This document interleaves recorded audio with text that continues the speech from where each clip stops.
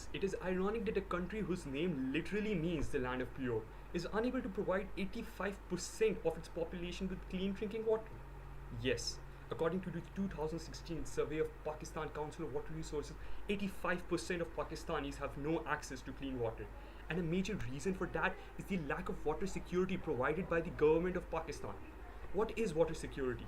Well, water security is defined as the reliable availability of an acceptable amount of water for held in production with an acceptable level of quality, and it is deteriorating day by day. The water supply system hasn't been upgraded in over 25 years, and in some areas is as old as 40 years. This makes the system vulnerable to leaks that would not only lead to loss of millions of gallons of water, but also leads to intermixing of drinkable water with sewage, making it unhealthy for consumption. Moreover, illegal stations dotting the outskirts of Karachi, one of the major cities of Pakistan, tap into government owned pipelines, siphoning of water into tankards for later sale at an inflated price to those having little choice to pay up. This growing water mafia worsens the conditions. Millions of dollars worth of water has already gone unaccounted for by the authorities, who claim to be aware of the situation even as they stand accused by some of looking the other way in exchange for a cut in the illicit gains.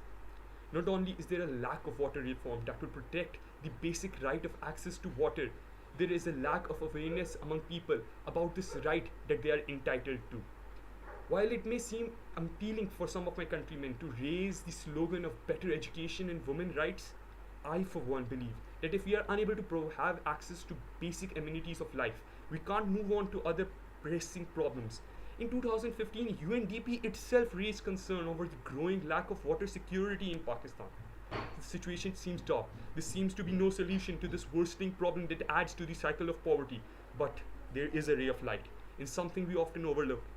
In the past few years, the availability of cheap smartphones has led almost every community, no matter how far flung, to be connected. And that is where we must begin. By beginning a movement of awareness among the social media to ensure that every Pakistani is aware of the situation and aware of his or her rights. Because no matter what we are a democratic government. The voice of many dictates the future of this country. We must raise a voice to lead to better laws that not only punishes this growing mafia and stems its growth, but also holds accountable the government departments whose job it is to provide us with clean water. Until we are united, my fellow friends, we cannot move forward. And move forward we must, if not for ourselves, so for our children, our coming generation, for our country.